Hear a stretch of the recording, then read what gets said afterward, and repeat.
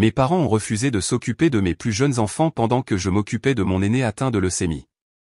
J'ai appelé mon ex-femme, mais elle a dit, « Tu n'es qu'un écrivain fauché, débrouille-toi. » Un mois plus tard, mon enfant est décédé.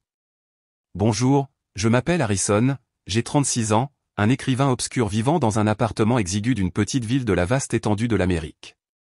Me dire écrivain semble grandiose, mais en réalité, je ne suis qu'un homme décharné penché sur un vieil ordinateur portable, élaborant minutieusement chaque phrase, chaque mot, avec le faible espoir qu'un jour mon travail soit publié. Pendant plus d'une décennie, j'ai écrit des dizaines de manuscrits, les ai envoyés sans succès et les ai rangés dans un tiroir poussiéreux. Les gens m'appellent un auteur méconnu, mais je me vois comme un rêveur piégé dans une réalité remplie de factures qui s'accumulaient des pleurs de jeunes enfants. J'ai 3 enfants, Emma, 8 ans, avec des cheveux bruns et doux et des yeux vifs et pleins d'espoir, Liam, 5 ans, avec un sourire niais et de petites mains qui s'agrippent toujours à l'ourlet de ma chemise, et Noah, le plus jeune, 3 ans, toujours en train de rigoler et de chercher l'affection. Mes enfants sont tout mon univers, mais ils sont aussi un fardeau que je n'aurais jamais pu imaginer lorsque j'ai assumé la responsabilité d'être père célibataire. Claire, leur mère, est partie il y a 2 ans. Elle a dit que j'étais trop pauvre, incapable de subvenir aux besoins d'une famille, que j'étais un échec, indigne de ses rêves. Je me souviens encore de cette dernière soirée où elle a fait ses valises, me laissant avec 3 enfants et une pile de factures haute comme une montagne. Noah apprenait tout juste à marcher à 4 pattes à l'époque. Je n'ai jamais vraiment blâmé Claire. Pas entièrement. Peut-être voulait-elle juste une vie différente, plus facile, avec moins de soucis. Mais cela n'apaise pas la douleur d'avoir été abandonné au cœur d'une froide nuit d'hiver, tenant un Noah hurlant, avec Emma tirant sur ma manche en demandant où était maman, et Liam sanglotant, confus par ce qui se passait. Depuis, j'ai été père, mère, cuisinier, compteur et celui qui travaille jour et nuit pour payer le loyer et acheter du lait pour les enfants. Notre appartement, 2 chambres usées aux murs jaunis, est le seul endroit que nous pouvons appeler chez nous. Chaque matin, je me réveille avant le lever du soleil. Je prépare une tasse de café léger, prépare tranquillement le petit déjeuner avec quelques tranches de pain grillé et du beurre de cacahuète, réveille Emma, Liam et Noah, les habille et les emmène en hâte à la maternelle et à l'école primaire. Je retourne à l'appartement vide, ouvre mon ordinateur portable et commence à taper. Mais écrire ne nourrit pas 3 enfants. J'accepte tous les travaux d'écriture freelance que je peux trouver en ligne, rédaction de publicité, révision de texte, voire traduction de documents médicaux.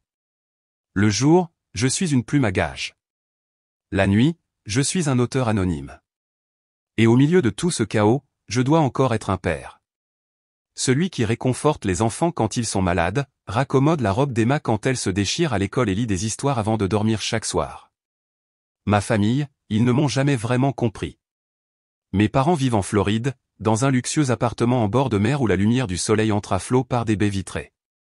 Ils appellent quelques fois par an, échangent des banalités polies, puis me rappellent que j'aurais dû choisir une carrière pragmatique comme la comptabilité ou l'ingénierie. Ils ne sont pas venus nous voir depuis le départ de Claire. Et quand je leur ai demandé de garder les enfants pour un week-end, ils ont toujours une excuse, occupés par une sortie en yacht ou une partie de golf. J'espérais qu'ils changeraient, qu'ils verraient à quel point j'ai essayé d'empêcher cette famille de s'effondrer. Mais tout ce qu'ils voient, c'est un Harrison qui ne gagne pas d'argent. Pas un père qui s'accroche désespérément à sa dernière lueur d'espoir. Chaque fois que je regarde mes 3 enfants dormir paisiblement dans leur lit, mon cœur se serre. Parfois, je pense, si seulement je pouvais leur donner plus. Une maison spacieuse, de bons repas, des week-ends qu'ils n'ont vus qu'à la télévision, mais tout ce que je peux faire, c'est continuer. Jour après jour, heure après heure, travailler, écrire et serrer mes enfants dans mes bras quand la nuit tombe. Je sais que je vis sur le fil du rasoir. Pas seulement financièrement, mais au bord de l'épuisement. Il y a des nuits, après que les enfants se sont endormis, où je m'assois devant l'écran de mon ordinateur et les larmes coulent toutes seules. Pas à cause de l'histoire que j'écris, mais à cause du sentiment écrasant d'impuissance. Peu importe mes efforts, je ne suis toujours pas assez bon, je ne gagne toujours pas assez, je ne suis toujours pas assez fort pour tout maintenir ensemble. Mais alors, j'essuie mes larmes et je me dis que je ne peux pas abandonner. Je ne peux pas laisser Emma, Liam et Noah me voir faible. Ils ont besoin de moi, et j'ai besoin d'eux. Mais peu importe combien de fois je me suis dit que je ne craquerais pas, le destin a continué à nous mettre à l'épreuve sans pitié. Un matin glacial, Emma a commencé à tousser violemment. Ces tours rauques résonnaient dans notre petit appartement comme des vagues s'écrasant contre les murs fragiles de ma vie. Au début, j'ai pensé que c'était juste un rhume banal. Les enfants tombent facilement malades à cette période de l'année. Mais à midi, Emma brûlait de fièvre, son visage pâle et ses lèvres gercées. Elle gisait recroquevillée dans son lit, ses yeux fatigués me regardant comme pour dire qu'elle n'en pouvait plus. La panique s'est installée. Je n'avais personne vers qui me tourner pour obtenir des conseils. J'ai appelé le médecin local que nous connaissions, et il m'a dit d'emmener Emma à l'hôpital immédiatement. Dans une hâte frénétique, j'ai préparé un petit sac avec des vêtements, une bouteille d'eau et des médicaments contre la fièvre. Liam et Noah s'accrochaient à mes jambes, demandant « Qu'est-ce qui ne va pas avec Emma, papa ?» Je ne pouvais pas répondre, leur disant seulement de prendre leur veste pendant que je soulevais Emma et me dirigeais vers la voiture. L'hôpital était à 10 minutes en voiture de notre appartement. Mais ce jour-là, la route semblait interminable. Je conduisais d'une main, l'autre agrippant la petite main froide d'Emma. Dans le rétroviseur, je voyais Liam et Noah assis tranquillement sur la banquette arrière, les yeux écarquillés d'inquiétude et de confusion. Je n'arrêtais pas de murmurer « Ça va aller, ma chérie. Nous serons bientôt à l'hôpital », mais en vérité, je me rassurais moi-même. Quand nous sommes arrivés à l'hôpital, les médecins et les infirmières ont rapidement emmené Emma aux urgences.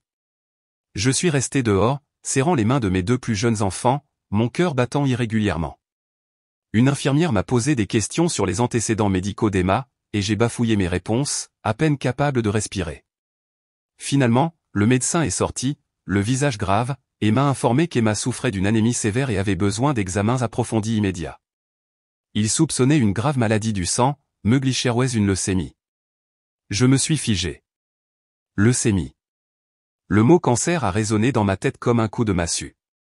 Les mains tremblantes, j'ai appelé Claire, essayant de garder ma voix stable. Emma est à l'hôpital. Les médecins disent qu'elle a une grave maladie du sang. J'ai besoin que tu viennes m'aider avec Liam et Noah. Je ne peux pas gérer seul. Sa réponse a été aussi froide que la glace. Harrison, tu sais que j'ai commencé une nouvelle vie. Je ne peux pas tout laisser tomber pour revenir. Tu devras te débrouiller. J'ai été abasourdi, réduit au silence avant que l'appel ne se termine par un long bip.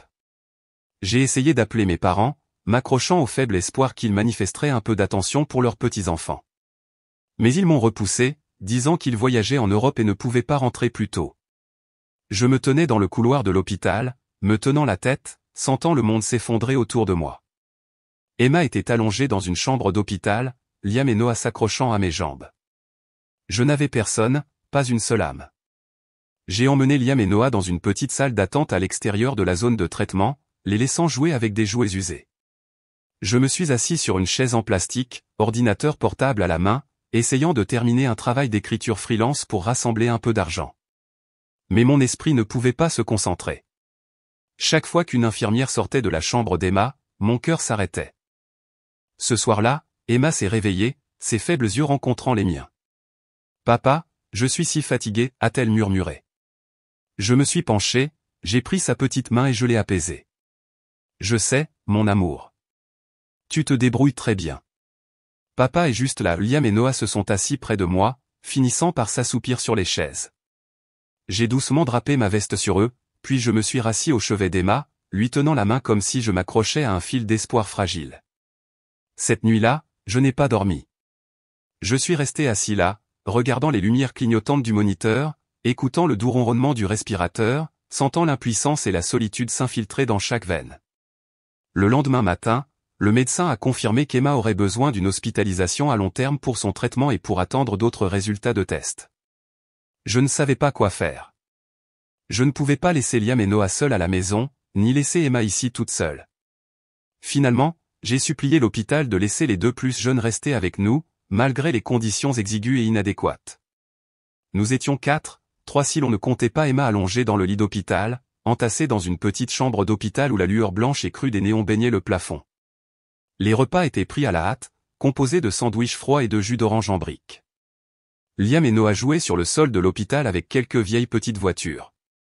Je m'occupais d'Emma tout en gardant un œil sur les deux plus jeunes, terrifié à l'idée que quelque chose d'autre puisse mal tourner. Ces jours semblaient interminables.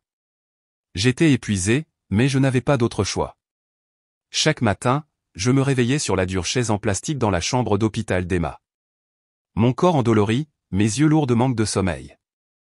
Je me levais tôt, réveillais doucement Liam et Noah qui dormaient à proximité et les emmenais en hâte à l'école. Alors qu'ils entraient dans leur salle de classe, je me dépêchais de retourner à l'hôpital pour m'occuper d'Emma. Elle gisait dans son lit, le visage toujours pâle, les lèvres sèches. Je lui tenais la main, murmurant « Papa est là. Tu n'as pas à avoir peur ». Pendant la journée, je jonglais entre les soins à Emma et le travail sur des missions d'écriture freelance sur mon ordinateur portable pour joindre les deux bouts. À midi, je prenais une bouchée rapide à la cafétéria de l'hôpital, un sandwich et un café à queue. Mon esprit préoccupé par le fait d'aller chercher les plus jeunes enfants l'après-midi. Juste après l'école, je quittais l'hôpital, conduisais pour récupérer Liam et Noah, et revenais. Nous nous entassions tous les trois dans la vieille voiture, les enfants bavardant sur leur journée à l'école, bien que leurs yeux portent encore l'inquiétude pour leur sœur Emma. Le soir, je les emmenais dans la chambre d'hôpital d'Emma. Liam s'asseyait sur le lit à côté d'elle, lui racontant l'école, tandis que Noah griffonnait sur du papier. Je vérifiais l'état d'Emma auprès des infirmières, gardais un œil sur les deux plus jeunes et tapais quelques lignes sur mon ordinateur portable pour terminer mon travail freelance. Jour après jour passé dans ce cycle épuisant et suffocant. J'étais vidé. Certaines nuits, je m'endormais sur la chaise en plastique près du lit d'Emma, pour me réveiller en sursaut quand Noah criait « Papa, où es-tu » Pendant ces longues nuits, je regardais mes deux plus jeunes enfants dormir sur les chaises, la tête appuyée l'une contre l'autre, puis je me tournais pour tenir la petite main d'Emma, me disant « Je dois continuer pour les enfants ». Pour Emma, les jours à l'hôpital s'éternisaient, et Liam et Noah s'habituaient progressivement à la salle d'attente. Exigu. Liam, avec ses petites mains, dessinait des images colorées de super-héros à donner à sa sœur, tandis que Noah serrait son dinosaure en jouet, bavardant sur des aventures imaginaires. J'essayais de les occuper, espérant qu'ils ne remarqueraient pas la dure réalité qui s'infiltrait. Emma, leur grande sœur forte, s'affaiblissait de jour en jour. Je jonglais entre les soins à Emma, la surveillance des deux plus jeunes et la rédaction d'articles freelance sur mon vieil ordinateur portable dans un coin de la pièce. Chaque jour était une bataille, non seulement contre la maladie d'Emma, mais contre moi-même, contre la peur qui me rongeait petit à petit. J'ai appelé Claire une fois de plus, même si je savais que c'était futile. « Claire, Emma a besoin de toi » ai-je dit au téléphone, la voix tremblante. Elle est très faible. Peux-tu lui rendre visite, ne serait-ce qu'une fois, mais comme toujours, sa réponse a été froide, « Harrison, je ne peux pas revenir. J'ai ma propre vie maintenant. Tu te débrouilleras ». Le long bip de l'appel déconnecté a résonné, et je suis resté assis là, dans le couloir de l'hôpital, comme si quelqu'un m'avait poignardé à la poitrine. J'ai appelé mes parents, mais ils ont seulement dit « Nous reviendrons après notre voyage, Harrison. » Tiens bon, mon fils. Tiens bon, les mots ressemblaient à une moquerie. Je n'avais personne, pas un seul membre de ma famille pour partager ce fardeau. Juste moi, Emma, Liam et Noah dans une chambre d'hôpital empestant l'antiseptique. Angela, une jeune infirmière affectée aux soins d'Emma, était la seule lumière dans ces jours sombres. Elle avait des cheveux bruns attachés en une queue de cheval haute, des yeux doux et une façon de parler douce mais ferme. Chaque fois qu'elle entrait dans la pièce pour vérifier la perfusion d'Emma ou surveiller son rythme cardiaque, elle souriait à Liam et Noah, leur apportant parfois de petits bonbons. « Tes enfants sont adorables, Harrison » a-t-elle dit une fois, regardant Noah s'endormir en serrant son dinosaure en plastique. « Tu es un père incroyable » j'ai esquissé un faible sourire et secoué la tête. « Je n'en suis pas si sûr, Angela. J'essaie juste d'empêcher que tout ne s'effondre. » Un matin, après près de 3 semaines d'hospitalisation d'Emma, le médecin m'a appelé dans une pièce privée. Le docteur Carter, un homme d'âge moyen avec des lunettes épaisses et une voix profonde, m'a regardé avec une expression qui ne présageait rien de bon.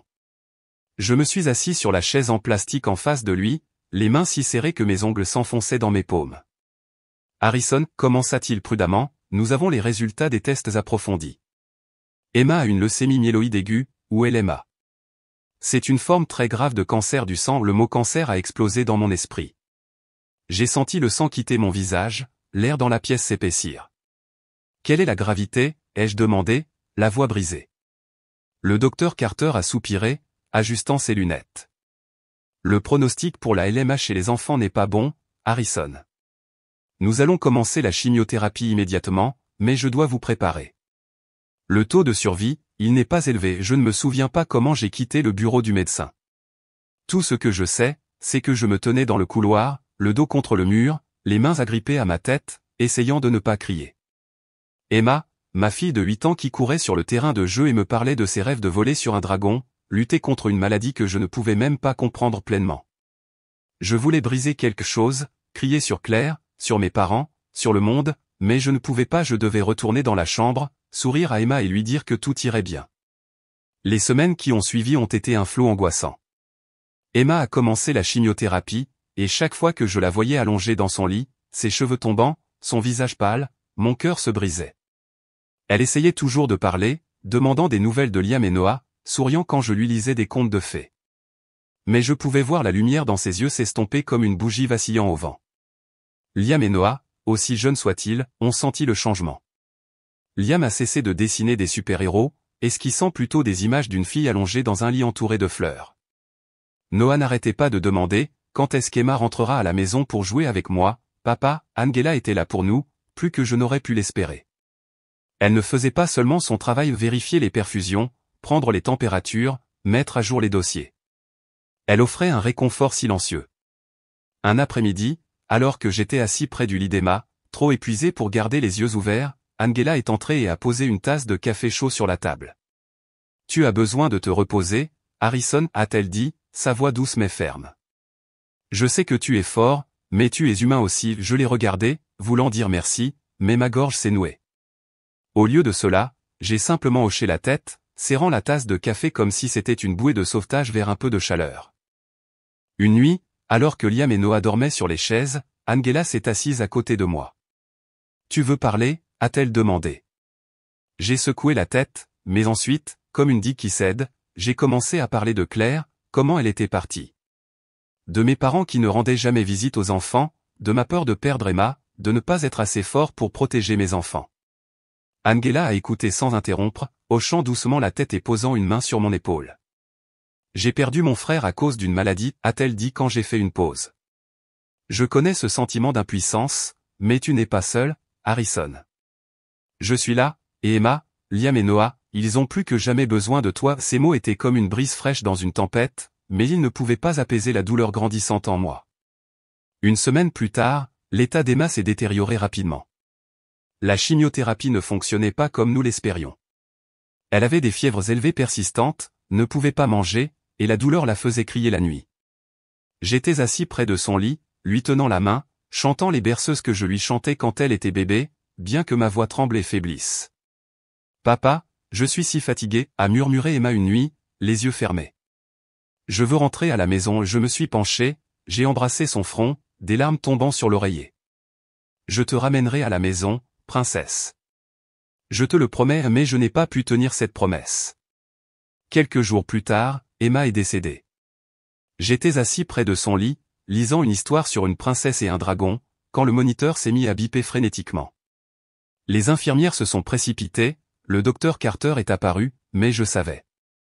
Je savais à ce moment-là qu'Emma était partie. Je l'ai tenue dans mes bras, son petit corps maintenant léger, plus chaud. « Emma, ne pars pas » ai-je murmuré, la voix brisée. « S'il te plaît, ne quitte pas papa » mais elle n'a pas répondu. Elle ne répondrait plus jamais. Le monde s'est effondré. Je ne sais pas combien de temps j'ai pleuré. Seulement que Liam et Noah, se réveillant au milieu du chaos, ont couru vers moi et se sont accrochés à moi. Liam sanglotait, « Où est Emma, papa ?» Noah, avec ses yeux innocents, a juste tenu ma main et murmuré, « Ne pleure pas, papa » mais je ne pouvais pas m'arrêter. J'avais perdu Emma, ma lumière la plus brillante, la fille qui rêvait de dragon et m'a appris à être père. J'avais l'impression d'avoir échoué. Échoué avec Emma, échoué avec Liam, échoué avec Noah, échoué avec moi-même. Angela est restée avec moi pendant ces heures. Elle n'a rien dit, s'est juste tenue là, une main légèrement posée sur mon épaule, une encre silencieuse m'empêchant de m'effondrer. Elle a aidé à s'occuper de Liam et Noah, les emmenant dehors pour jouer afin que je puisse rester avec Emma pour lui dire mon dernier adieu. Quand j'ai quitté la chambre, serrant le petit pull d'Emma, Angela s'est approchée et m'a tendu un verre d'eau. « Harrison » a-t-elle dit, sa voix basse mais ferme, « Je sais que tu as l'impression de ne pas pouvoir continuer, mais Liam et Noah sont toujours là. Ils ont besoin de toi. Et Emma, elle voudrait que tu continues. » Je n'ai pas répondu. Je ne pouvais pas, mais au fond de moi, je savais qu'Angela avait raison. Liam et Noah, les deux petits garçons assis dans la salle d'attente, avaient encore besoin de moi. J'ai essuyé mes larmes, pris une profonde inspiration et suis sorti pour serrer mes fils dans mes bras. Ça va aller, ai-je dit. Bien que je n'y crois pas moi-même, mais je devais essayer. Pour Liam, pour Noah, et pour Emma, qui ferait toujours partie de moi, même si ce n'est que dans ma mémoire. Les jours qui ont suivi ont été un vide sombre. J'ai organisé les funérailles d'Emma, un service simple dans la petite église de Willow Creek. Seulement moi, Liam, Noah et quelques gentils voisins y ont assisté. Claire n'est pas venue, envoyant seulement un bref texto, « Je suis tellement désolé, Harrison, mes parents sont arrivés aux funérailles après leur voyage, mais à ce moment-là, cela ne signifiait plus rien pour moi. » Je me tenais près du petit cercueil d'Emma, regardant son visage paisible, me demandant si je pouvais continuer à vivre sans elle. Les jours après les funérailles d'Emma, j'avais l'impression de ne plus être Harrison. J'étais une coquille vide, bougeant, parlant et respirant. Mais à l'intérieur, il n'y avait qu'un vide noir absolu. Chaque matin, je me regardais dans le miroir et voyais un étranger. Un homme aux yeux cerclés de rouge, aux cernes profonds et au visage émacié creusé par le couteau implacable du temps. J'avais perdu Emma, ma fille de 8 ans au sourire aussi brillant que le soleil, qui rêvait de dragons et croyait que son père pouvait tout faire. Maintenant, chaque fois que j'entrais dans la petite chambre où Emma dormait, mon cœur se brisait à nouveau. Son lit superposé était toujours là, avec la couverture à motifs floraux qu'elle aimait, mais c'était maintenant un rappel douloureux qu'elle ne reviendrait jamais. Liam et Noah avaient encore besoin de moi. C'était la seule chose qui m'empêchait de sombrer dans l'obscurité. Mais je ne mentirai pas, il y a eu des moments où j'ai pensé à tout abandonner. Une nuit, après que Liam et Noah se furent endormis profondément, je me suis assis sur le canapé du salon, tenant un vieux flacon de somnifère que j'avais trouvé dans l'armoire à pharmacie.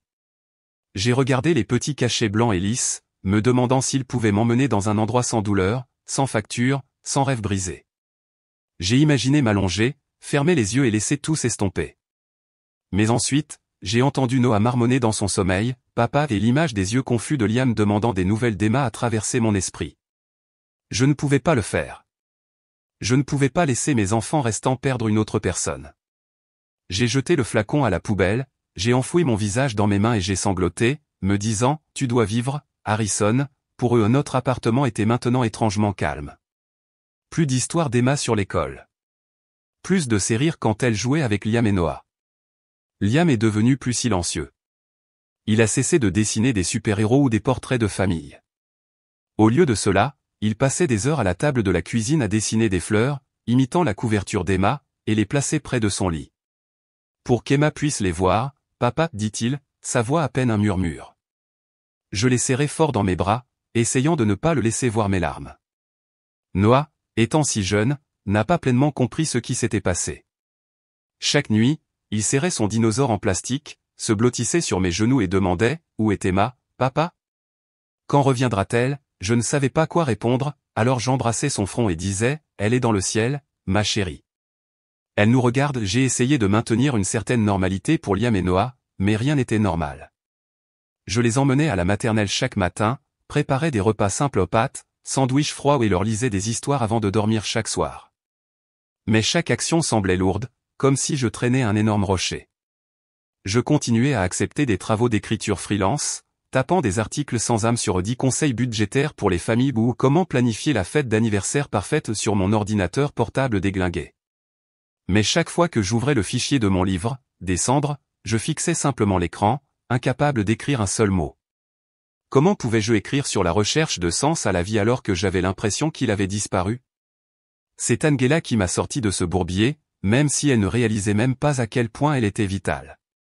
Un après-midi, elle a frappé à la porte de notre appartement, tenant une boîte de biscuits fait maison.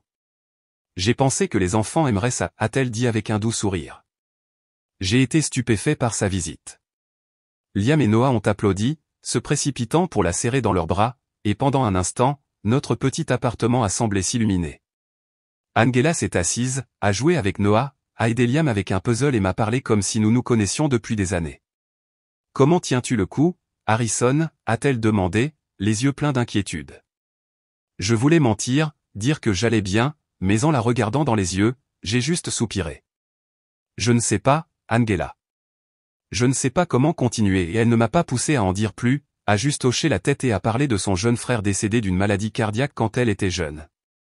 Il y a eu des jours où j'ai cru que je ne m'en sortirais jamais, a-t-elle dit. Mais ensuite, j'ai réalisé que continuer à vivre était la seule façon de garder sa mémoire vivante. Ces mots étaient comme une douce brise. Pas assez pour effacer la douleur, mais assez pour me faire sentir que je n'étais pas entièrement seul. Une nuit, après que Liam et Noah se furent endormis, j'ai ouvert mon ordinateur portable et j'ai regardé le fichier descendre. Je n'avais pas l'intention d'écrire, juste de lire les lignes que j'avais écrites il y a longtemps, quand je croyais encore pouvoir créer quelque chose de valable. Mais alors, comme si une porte dans mon cœur s'était ouverte, j'ai commencé à taper. J'ai écrit sur Emma, son sourire, ses rêves de dragon, la façon dont elle me tenait la main à l'hôpital. J'ai écrit sur Claire, sa trahison et le moment où elle a rejeté nos enfants. J'ai écrit sur mes parents, qui ont choisi des vacances en Europe plutôt que leur petite fille mourante, et j'ai écrit sur moi-même, un père célibataire, un rêveur écrasé par la vie, mais s'accrochant toujours à l'espoir pour mes 2 enfants restants. Les mots coulaient comme une rivière, transportant à la fois la douleur et l'amour. J'écrivais chaque nuit, quand l'appartement était calme, avec seulement le son de la frappe et la respiration régulière de Liam et Noah. Je ne savais pas si ce que j'écrivais était publiable, mais pour la première fois depuis des mois, j'avais l'impression de faire quelque chose de significatif. Chaque page était une façon de garder Emma vivante, d'affronter ma douleur et de me rappeler que j'avais encore Liam et Noah. Angela est devenue notre ancre. Elle venait plus souvent, apportant des biscuits, des livres d'histoire pour les enfants, ou simplement s'asseyant et m'écoutant. Une fois, quand je lui ai parlé de mes nouvelles pages, elle a souri « Tu devrais finir ce livre, Harrison. » Je crois qu'il touchera les gens. J'ai secoué la tête, esquissant un faible rire. Ce ne sont que les divagations d'un père célibataire raté, mais elle a posé sa main sur la mienne, sa voix ferme. Non, Harrison. C'est l'histoire d'un père aimant qui n'a pas abandonné, même quand tout était contre lui. C'est une histoire qui mérite d'être racontée. Ces mots ont allumé une petite lumière en moi. J'ai commencé à passer plus de temps sur le livre, écrivant tard dans la nuit après que Liam et Noah se furent endormis. J'ai écrit sur les jours à l'hôpital, sur les yeux fatigués d'Emma disant « Je suis si fatigué », sur Liam dessinant des fleurs pour sa sœur, sur Noah serrant son dinosaure et dormant sur mes genoux. J'ai écrit sur la solitude, le sentiment d'être abandonné par la famille, les nuits où j'ai envisagé d'abandonner. Mais j'ai aussi écrit sur les moments qui m'ont fait tenir, le sourire de Liam, le rire de Noah et la gentillesse d'Angela. La vie restait difficile. Les factures s'accumulaient. Le propriétaire envoyait des rappels de loyer. Et je devais toujours pondre des articles freelance pour survivre. Mais le livre est devenu un refuge, une façon de me retrouver. Liam et Noah aussi, lentement, redécouvraient de petites joies. Liam a recommencé à dessiner des super-héros, bien que parfois il ajoute une fleur dans un coin. Noah, avec l'énergie infinie d'un enfant de 3 ans, m'entraînait dans des jeux idiots comme faire semblant d'être un dinosaure ou construire des forts d'oreiller. Je riais, bien que chaque sourire porte une pointe de douleur. Un soir, quand Angela est venue nous rendre visite, elle a apporté un petit gâteau d'anniversaire, pas pour l'anniversaire de quelqu'un, juste parce qu'elle voulait célébrer une journée heureuse. Liam et Noah ont applaudi, se précipitant pour souffler les bougies. Et j'ai regardé Angela, mon cœur se gonflant de gratitude. Merci, Angela, ai-je dit, ma voix. Tu ne sais pas à quel point cela signifie pour nous. Elle a souri, ses yeux doux. Je veux juste vous voir, toi et les enfants, sourire, Harrison. Vous le méritez. J'ai commencé à réaliser qu'Angela était plus qu'une gentille infirmière. Elle était une amie, quelqu'un qui me comprenait plus que quiconque ne l'avait jamais fait. Elle n'essayait pas de me réparer ou de me pousser à surmonter la douleur. Elle était juste là, comme une lanterne éclairant le chemin que je parcourais. Et moi, bien que mon cœur soit encore brisé, j'ai commencé à sentir une lueur d'espoir. Non pas parce que les choses seraient faciles, mais parce que je savais que je n'étais pas entièrement seul. Les longues nuits ont continué, et j'ai écrit. J'ai écrit sur Emma, Liam, Noah et Angela. J'ai écrit sur un homme qui pensait qu'il allait craquer mais qui s'est relevé pour l'amour de ses enfants. Pour la mémoire d'une petite fille qui lui a appris à être fort. Je ne savais pas si ce livre changerait ma vie. Mais je savais que chaque mot était un pas en avant, une façon de tenir ma promesse à Emma que je continuerais, même si le monde s'effondrait. 6 mois se sont écoulés depuis la mort d'Emma. J'ai finalement terminé le manuscrit de décembre. Je l'ai envoyé à des éditeurs, m'accrochant à un faible espoir. Puis, un matin, j'ai reçu un email d'une petite maison d'édition de New York. J'étais assis dans la cuisine, sirotant un café à queue pendant que Liam et Noah se chamaillaient pour le dernier biscuit. L'objet de l'email était simple, offre de publication de décembre. Mon cœur battait la chamade, mes mains tremblaient en l'ouvrant. Cher M. Harrison, écrivait-il, nous avons été profondément émus par votre récit brut et sincère. Nous croyons que ce livre a le potentiel de toucher le cœur de nombreux lecteurs. Je l'ai relu encore et encore, pensant que je devais rêver. Après des années de lettres de refus, je ne pouvais pas croire que quelqu'un voyait de la valeur dans les mots que j'avais écrits à travers les larmes. Le processus de publication s'est déroulé plus vite que prévu. J'ai travaillé avec une éditrice nommée Sarah, une femme d'âge moyen à la voix douce mais vive. Elle m'a aidé à affiner le manuscrit, préservant mon ton brut et honnête tout en rendant l'histoire plus cohérente. Ce n'est pas seulement ton histoire, Harrison, a dit Sarah au téléphone. C'est l'histoire de quiconque a perdu un être cher, qui pensait ne pas pouvoir continuer mais qui s'est relevé. J'ai hoché la tête, bien qu'elle ne puisse pas me voir, ressentant une lueur de fierté pour la première fois depuis des années. Descendre a été publié un jour pluvieux d'octobre. Je ne m'attendais pas à grand-chose, espérant seulement vendre quelques centaines d'exemplaires, assez pour rembourser quelques dettes et acheter de nouveaux jouets à Liam et Noah. Mais alors, comme un raz-de-marée, le livre a décollé. Une critique dans le journal local l'a qualifié de lettre d'amour au père, aux mères et au cœur brisé. Un blogueur populaire a partagé mon histoire sur les réseaux sociaux, et bientôt Descendre va grimper dans la liste des best-sellers d'Amazon. J'ai reçu des emails de lecteurs du monde entier. Des pères qui avaient perdu des enfants, des mères célibataires, des gens qui pensaient ne pas pouvoir survivre à leur douleur. Ils écrivaient, « Votre histoire m'a fait me sentir moins seul ». Chaque lettre était une brique reconstruisant une partie de moi qui s'était effondrée. Puis sont venues les interviews. Une chaîne de télévision locale m'a invité dans son studio, où je me suis assis sous des lumières aveuglantes, bafouillant des histoires d'Emma, Liam, Noah et des nuits où je pensais ne pas pouvoir continuer. « Qu'est-ce qui vous a fait continuer à écrire ?» a demandé l'animateur, les yeux curieux. J'ai pris une profonde inspiration, pensant à Emma, à son sourire. « Mes enfants, ai-je répondu. Emma m'a appris à aimer, Liam et Noah m'ont appris à vivre. J'ai écrit pour tenir ma promesse envers eux que je n'abandonnerai pas d'écrivain inconnu, je suis soudainement devenu un nom que les gens reconnaissaient. Les invitations à prendre la parole ont afflué. Des bibliothèques locales aux ateliers sur la santé mentale, puis à des événements plus importants dans des villes lointaines.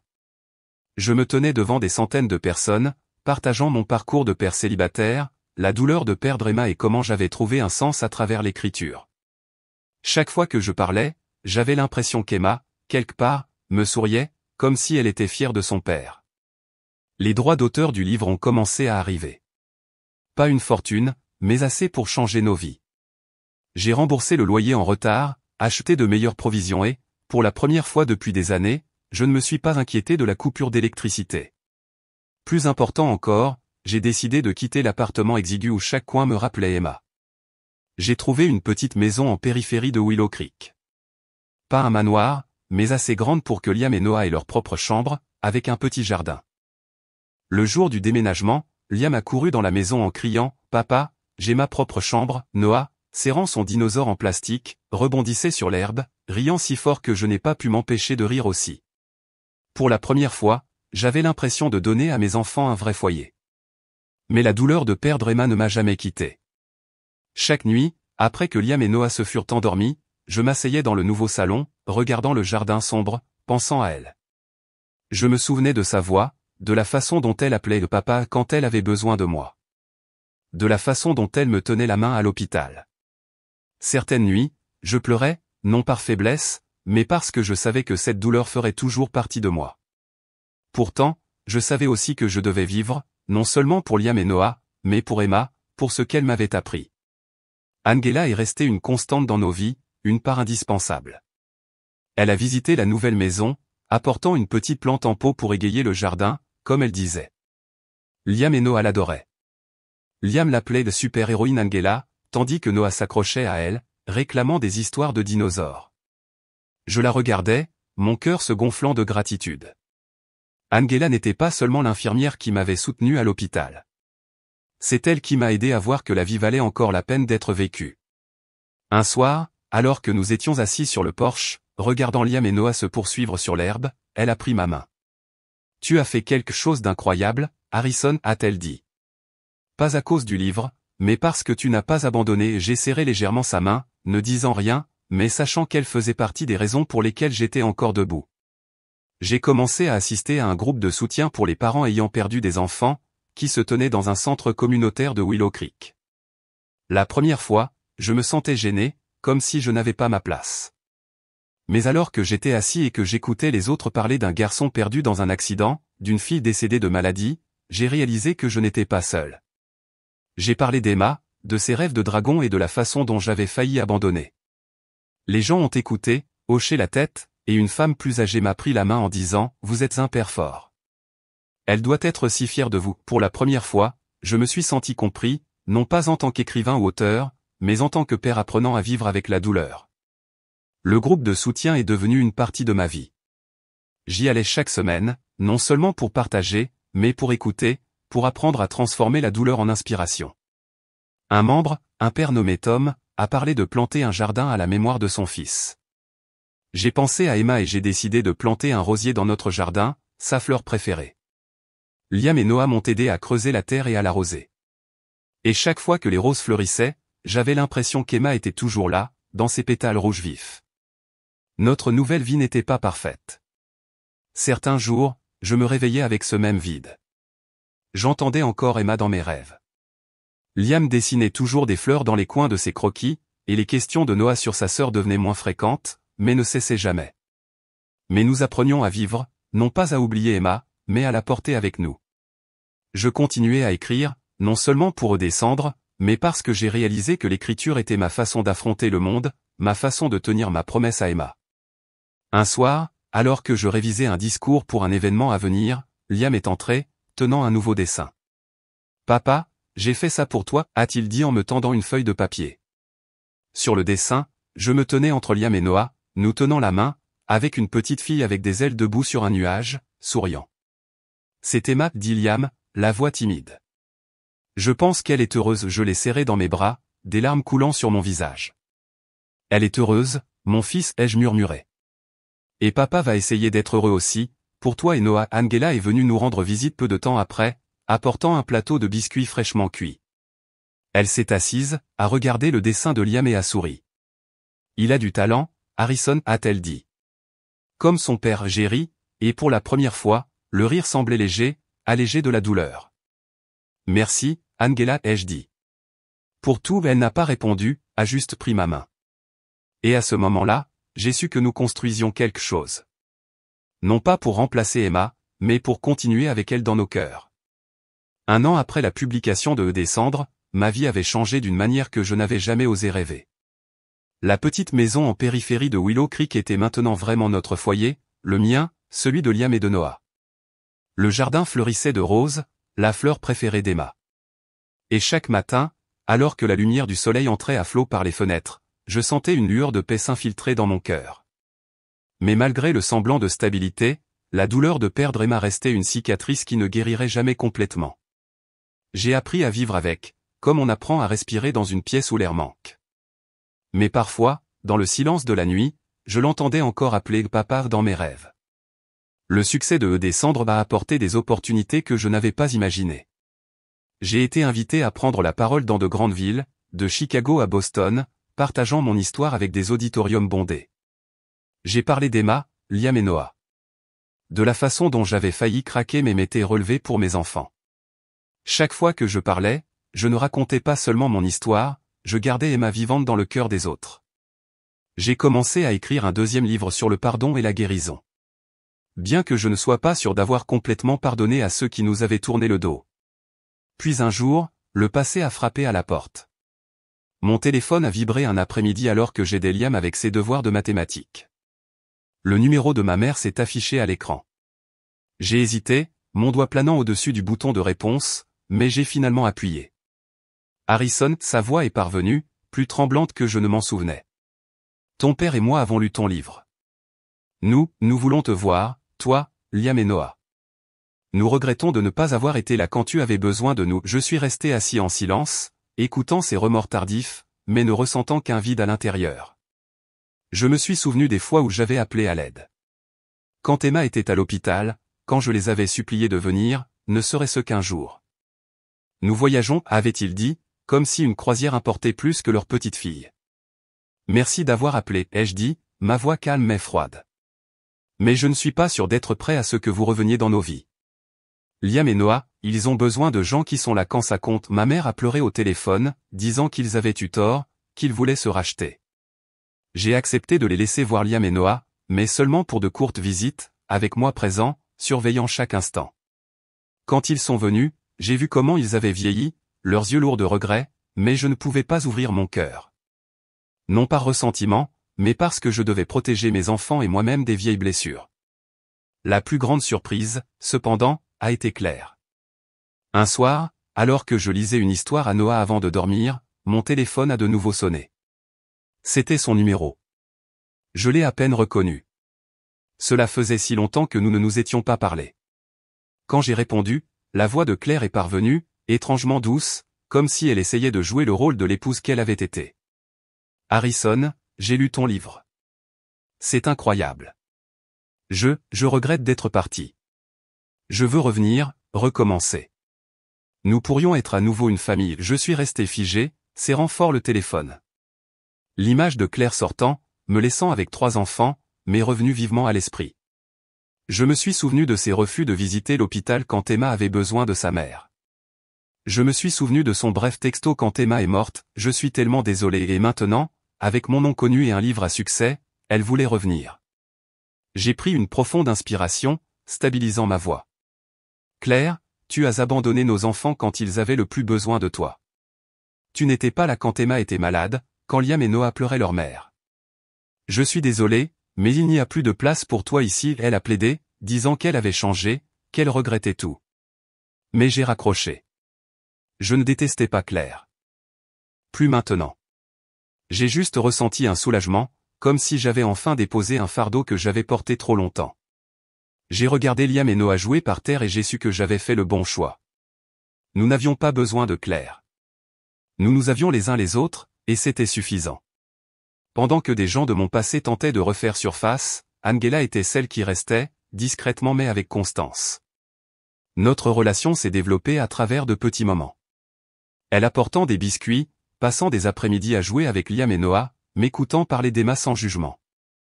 Un soir, alors que nous étions assis sur le porche sous un faible clair de lune, j'ai dit, ma voix, Angela, tu as fait plus que tu ne le penses. Tu m'as aidé à voir que la vie vaut encore la peine d'être vécue, même quand ça fait mal. Elle a souri, posant sa main sur la mienne. Harrison, tu es plus fort que tu ne le penses. Je suis juste là pour te le rappeler. J'ai réalisé que j'étais en train de tomber amoureux d'Angela. Non pas l'amour ardent de la jeunesse, mais un amour profond et constant, bâti sur la compréhension et le respect. Elle n'essayait pas de remplacer Emma ou de combler le vide qu'elle avait laissé. Elle apportait une nouvelle chaleur, le sentiment que je pouvais reconstruire sur les ruines. Une fois, quand je lui ai demandé si elle resterait pour le dîner, elle a ri. Seulement si tu promets de ne plus faire de pâtes. J'ai ri aussi, sentant pour la première fois que le rire était léger, non alourdi par la douleur. 1 an après la sortie de Des Cendres, je suis devenu un symbole, non pas pour la célébrité, mais pour mon histoire. J'ai continué à prendre la parole lors d'ateliers, non seulement sur l'écriture, mais sur la survie à la perte. J'ai animé des sessions au groupe de soutien, écoutant d'autres parents parler de leurs enfants. J'ai parlé d'Emma, comment elle m'a appris à aimer, et comment Liam et Noah m'ont aidé à retrouver un sens. Chaque fois que je partageais, j'avais l'impression non seulement d'aider les autres, mais de me guérir moi-même. Liam et Noah grandissaient de jour en jour. Liam, maintenant malade, a commencé à poser des questions plus profondes. Papa, est-ce qu'Emma me voit quand je joue au football? Je l'ai serré dans mes bras, disant, elle te regarde toujours, Liam. Elle est là-haut dans le ciel, t'encourageant. Noah, maintenant âgé de 4 ans, s'accrochait toujours à son dinosaure en plastique, mais a commencé à raconter ses propres histoires sur Emma volant sur les nuages. J'écoutais, souriais et gardais ces moments dans mon cœur comme des pierres précieuses. Angela est devenue une part inséparable de nos vies. Un jour, alors que nous plantions un autre rosier dans le jardin, elle s'est agenouillée à côté de Liam et Noah, les aidant à l'arroser. Pensez-vous qu'Emma aimerait la couleur de cette fleur? A-t-elle demandé. Noah a hoché la tête avec empressement, et Liam a esquissé un sourire timide. Je l'ai regardé, mon cœur se gonflant d'un sentiment que je n'avais pas connu depuis si longtemps. L'espoir. Peu de temps après, j'ai demandé Angela en mariage, non pas avec un grand geste, mais avec une simple question, aimerais-tu construire une famille avec nous? Elle a souri, ses yeux pétillants, et a hoché la tête. Je fais déjà partie de vous, Harrison, nous n'avons pas effacé le passé. Emma était toujours là, dans chaque rose, dans chaque dessin de Liam, dans chaque histoire que Noah racontait, mais nous avons appris à vivre avec sa mémoire, transformant la douleur en une partie de notre voyage. J'ai continué à écrire, non seulement pour moi, mais pour ceux qui trouvaient du réconfort dans mon histoire. J'ai écrit sur l'amour, la perte et la résilience. Et j'ai vécu, pour Liam, pour Noah, pour Angela, et pour Emma, la fille qui m'a appris que même dans la brisure, la lumière pouvait être trouvée. Un matin, je me tenais dans le jardin, regardant Liam et Noah courir et rire sous le soleil. Angela se tenait à côté de moi, main dans la main, et j'ai ressenti une paix que je pensais ne plus jamais connaître. Notre vie n'était pas parfaite, mais elle était la nôtre. Une nouvelle famille bâtie sur les cendres, avec l'amour et l'espoir comme fondation. J'ai levé les yeux au ciel, murmurant, « Emma, j'ai réussi. Es-tu fière de moi ?» Et à cet instant, j'ai senti une douce brise, comme si elle souriait d'en haut.